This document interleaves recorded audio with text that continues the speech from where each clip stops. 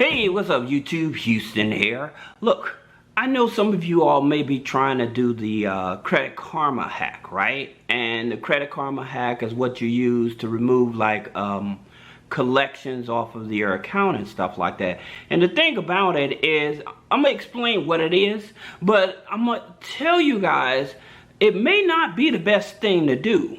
Okay, especially with dealing with Credit Karma. I made a previous video telling y'all how they take advantage of people in terms of what they do for you. It may not be in your best benefit, all right? But I'm gonna explain it to you. So you go to Credit Karma, say you click on your TransUnion file. You click on your TransUnion file, you go to disputes.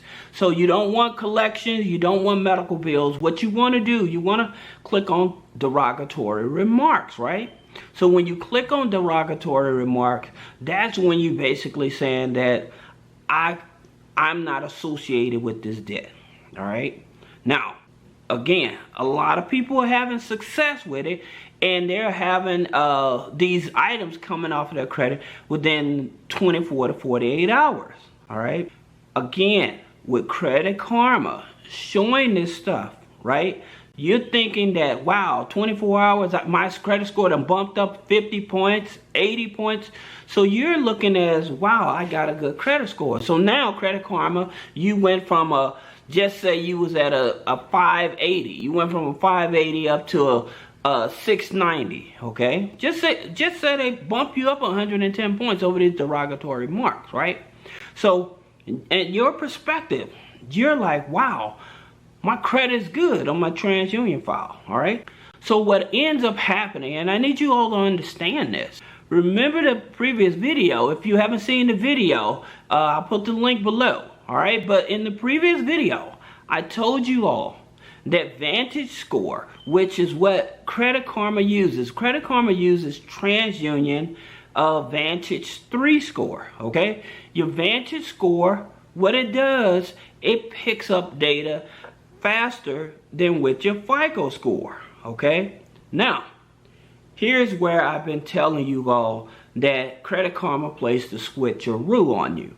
So what ends up happening, and you need to understand this. Say that you decide you want to go, now you thinking that, oh wow, my credit score is 690, almost 700. I'm gonna go get a car loan, okay? Now, what Credit Karma is doing, they may say, oh, you can get approved for this Chase credit card, right? After your credit score that went up within the past 24 to 48 hours, Credit Karma said, oh, you can apply for this Chase credit card. Or you can apply for this Discover card or Bank of America card. And here's the problem with that. All of those cards are FICO 8 scores. FICO 8 scores, right? So with your Chase, they pull your TransUnion and your Experian, right? Bank of America is your Experian FICO 8, all right? Discover will more likely pull either your Equifax FICO 8 or they may pull your Experian FICO 8, okay? Now they're depending on the region of the country there, all right? Now, this is what you need to pay attention to. So they're telling you that you can get approved for these credit cards. So you apply for them, now you get denied. So you're scratching your head like, hey, how come these cards are I'm not being approved for them? Well, again, like I said, it's because your VantageScore on FICO score, it takes them anywhere for data to change anywhere from 30 up to 30 days, 28 to 30 days for data to change, right?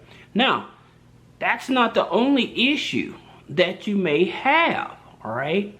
The second issue that may happen, all right? Like I said, you trying to get a car loan or you trying to buy a house or whatever, because you're thinking that, hey, I got this good credit score. Now, the second issue that's happening here, all right, when removing these collections and stuff, all right, the credit bureaus, they haven't had a chance to reach out to the creditors. What the credit bureaus did, they just verified that, okay, this person says that this data isn't mine. But remember, the credit bureaus have up to 30 days. Actually, They haven't even went back to where in the CARES Act, it gave them 45 days of response, all right? And you're doing it electronically. So by you doing it electronically to challenge this information, what's end up happening, you're throwing away your legal rights of challenge, okay? So that means that if they come back after that 30, 45 days and says, hey, the collection company verified that this information is accurate. All right. Now, here's the thing where you can get the credit bureaus at, because most of the time where they say verified date or updated credit file, they do not put that date there. So by that, you have a right to challenge them, but you have to challenge it with the CFPB, okay? Because they did not do a thorough investigation. All they doing is taking data for you from a creditor, okay? Now, in terms of the creditor, understanding which creditor, are they taking it from the original creditor, this data, or are they taking it from the collection company? Now, if they taking it from the collection company, the situation may be that, hey, did they actually purchase this debt, or was it actually assigned? Okay, now in reference to charge-offs, let me help you understand something about charge-offs. The reason that I continue to tell people, if you have a charge-off under $1,000, I would probably try to pay it off in full, all right? So that way my FICO won't pick it up, all right?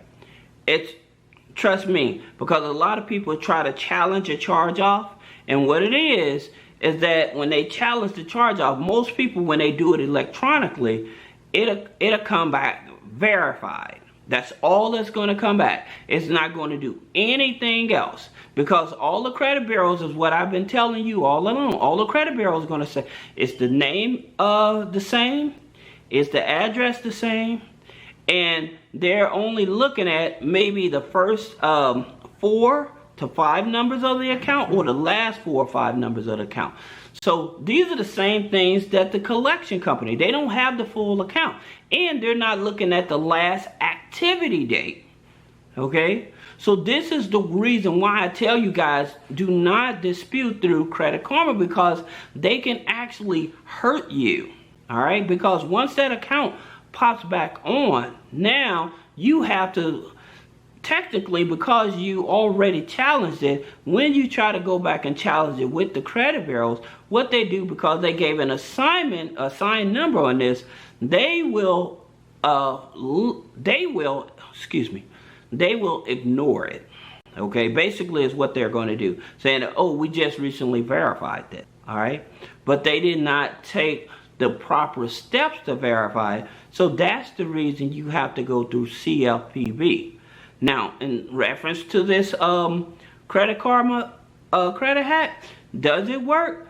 Absolutely. Yes, it will remove those negative accounts off of your credit file. However, you have to understand, it's only going to influence your VantageScore temporarily, okay, until the thorough investigation. Now, there is a piece of case law that some people have been putting in their files saying that they don't own the account, they have no association with the account and stuff like that, and the credit bureaus look at that as well.